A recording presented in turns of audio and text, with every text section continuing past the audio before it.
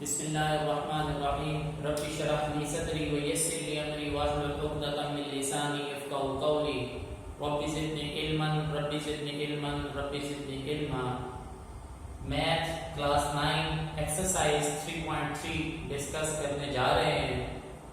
इससे पहले हम लॉग के 3 रूल डिस्कस कर चुके हुए थे। उन रूल्स के मुताबिक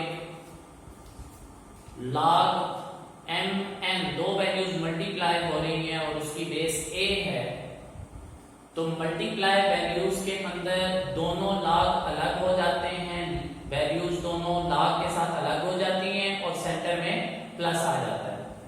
इसी तरह से अगर दो वैल्यूज डिवाइड हो रही हो तो दोनों वैल्यूज अलग अलग हो जाती हैं लॉग के साथ और सेंटर में उनके माइनस आ जाता है। और इसी तरह से अगर दो वैल्यूज पावर फॉर्म में आ जाए तो उसकी जो पावर होती है वो लॉग के पीछे कोफिशिएंट बन जाया करती है। ये हम इससे पहले लॉग के 3 रूल प्रूव भी कर चुके थे। क्वेश्चन नंबर 1 है, पार्ट नंबर 1 है और इन्हीं रूल्स के मुताबिक आपने इनको सॉल्व करना है। जब हमने रूल्स पढ़े तो इसमें हमें बेस a दी गई थी। जब हमें क्वेश्चन दिए गए हैं तो यहाँ पे हमें बेस कुछ भी नहीं दी गई। ऐसी तमाम वैल्यूज जिसके अंदर बेसिस मेंशन नहीं होती कॉमन लॉगरिथम के अंदर, वहां पर बेस 10 होती है, मौजूद होती है। वहां पे बेस कितनी होती है? वहां बेस 10 होती है, जिसे हम लिखते नहीं हैं। बार बार लिखने की जरूरत महसूस नहीं की जाती, लेकिन वहां बेस कितनी होती है? बेस वहां पर 10 मौजूद होती है। तो यहाँ पे 10 बेस है, तो आपने डाउट नहीं कर जाना कि वहां तो हमने a पढ़ा था बेस के अंदर और यहाँ पे हमारे पास बेस है ही नहीं, तो उसमें डाउट नहीं करना। नहीं है तो कोई मसला नहीं है। आपके पास जो दो वैल्यूज मल्टीप्लाई हो रही हैं, आप बस उसके ऊपर गौर करें। यहाँ पे दो वैल्यूज आपकी कौन सी मल्टीप्लाई हो रही थी? m और n। फर्स्ट लॉग के अंदर m और n आपस में आपके मल्टीप्लाई हो रही थी। तो हुई क्या? वो लॉग के साथ दोनों अलग अलग हो गई और सेंटर में क्या आ गया था? आपका प्लस आ गया था। यही काम आप यहाँ पे भी करें कि दोनों वैल्यूज लॉग के साथ अलग कर दें। a अलग हो गया और b अलग हो गया और साथ में लॉग दोनों के साथ आ जाएगा। सेंटर में क्या आएगा? सेंटर में प्लस आएगा। मल्टीप्लाई अगर हो, दो वैल्यूज मल्टीप्लाई हो रही हो तो सेंटर में क्या आ जाया करेगा? प्लस आ जाया करेगा। आप उसकी टेंशन ना लें कि यहाँ पे तो a लिखा हुआ ही नहीं है। नहीं लिखा हुआ तो कोई मसला नहीं है। आपने रूल इसी तरह से याद किया था कि दो चीजें मल्टीप्लाई हो रही होंगी तो वो अलग हो जाएंगी और सेंटर में क्या आ जाएगा? प्लस आ जाएगा। इसी तरह से सेकंड पार्ट है कि जब दो वैल्यूज आपकी डिवाइड हो रही हैं, अब यहाँ पे भी बेस आपको नहीं दिया गया, बेस नहीं है, तो यहाँ पे क्या है? बेस 10 है। ठीक है, वो हमें श्योरिटी है कि यहाँ पे 10 है, कॉमन लॉगरिथम है, तो उसको हम लिखते नहीं है, छोड़ देते हैं ऐसे ही। तो अब दो चीजें आपकी क्या हो रही हैं? डिवाइड हो रही है ना, तो कोई मसला नहीं है। क्या हो जाएगा ये आपस में? लॉग के साथ दोनों वैल्यूज अलग अलग हो जाएंगी और सेंटर में आपके पास क्या आ जाएगा? माइनस आ जाएगा। बस ये आपका सॉल्व हो जाएगा पार्ट। इसी तरह से क्वेश्चन नंबर 3 आपका, सॉरी पार्ट नंबर 3 आपको दिया गया है log 21 मल्टीप्लाई 5 डिवाइड बाय 8। ठीक है, अब इसके अंदर सबसे पहले आप जो डिवीजन वाली वैल्यू है उसको सॉल्व कर लें। डिवीजन वाली वैल्यू क्या है? log 21 मल्टीप्लाई 5, एक वैल्यू ये थी। ठीक है, और डिवाइड आपका जो हो रहा है माइनस log, उसको क्या लिख लेंगे? 8। यही रूल पड़ गया है ना कि दो वैल्यूज जो डिवाइड हो रही हैं तो वो क्या हो जाएंगी? माइनस होकर अलग हो जाएंगी। तो एक वैल्यू ऊपर वाली क्या थी? 21 मल्टीप्लाई 5 और नीचे वाली वैल्यू क्या थी? 8। तो नीचे वाली वैल्यू माइनस के साथ अलग हो गई। अब देखें 21 और 5 आपस में क्या हो रहा है? 21 और 5 आपस में मल्टीप्लाई हो रहा है। इनको भी अलग कर लेंगे। जब अलग होगा तो ये सेंटर में क्या आ जाएगा?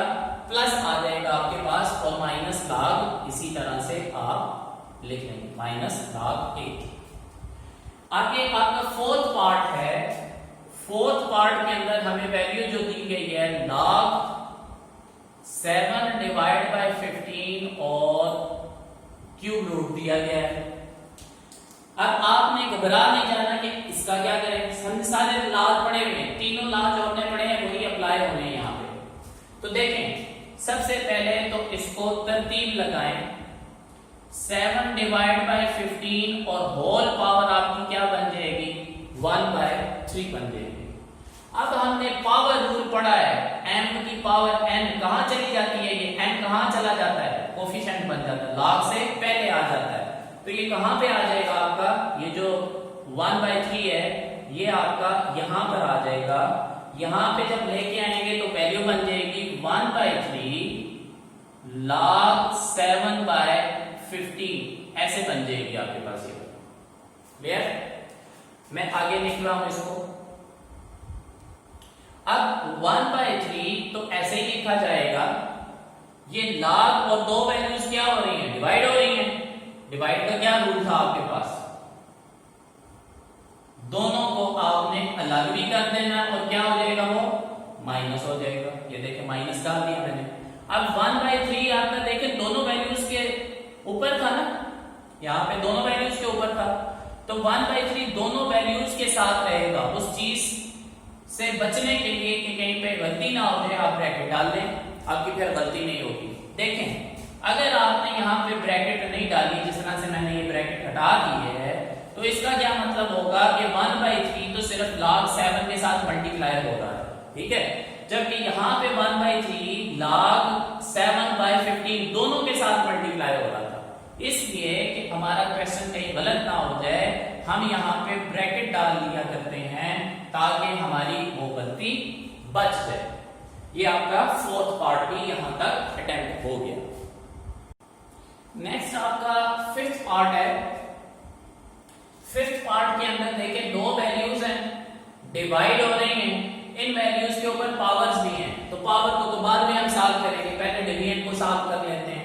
तो डिवीजन को जब हम सॉल्व करेंगे तो मेरे पास आ जाएगा log 22 पावर 1/3 माइनस log 5 की पावर 3। ठीक है, यहाँ पे भी अब बेसिस नहीं है तो घबरा नहीं जाना कि पता नहीं क्या हो रहा है। तो यहाँ बेस मौजूद है, 10 बेस मौजूद है, वो लिख ही नहीं जा रहा है। ठीक है, अब देखें 22 के ऊपर पावर आई हुई है ना, तो पावर कहां चली जाएगी, ये तो पीछे आ जाएगी।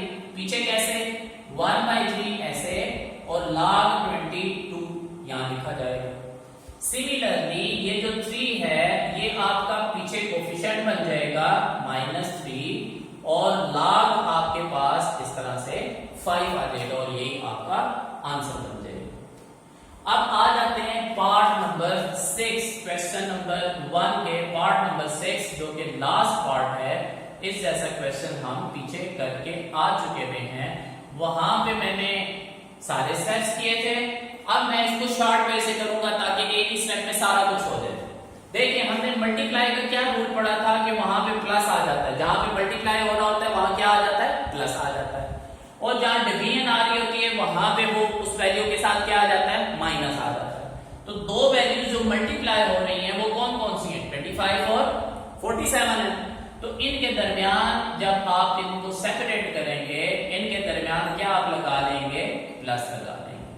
ठीक है, अब नीचे 29 था, उसके साथ आप क्या लगा लेंगे, माइनस लगा लेंगे। ये एक ही स्टेप में आपका क्वेश्चन सॉल्व हो जाएगा और इस तरह से क्वेश्चन मेरे ख्याल से आपकी गलती की गुंजाइश भी नहीं रहेगी अगर इस तरह से इसको सॉल्व कर लेते हैं। तो उम्मीद है कि आप लोगों को ये पार्ट सारे के सारे समझ आ गए होंगे।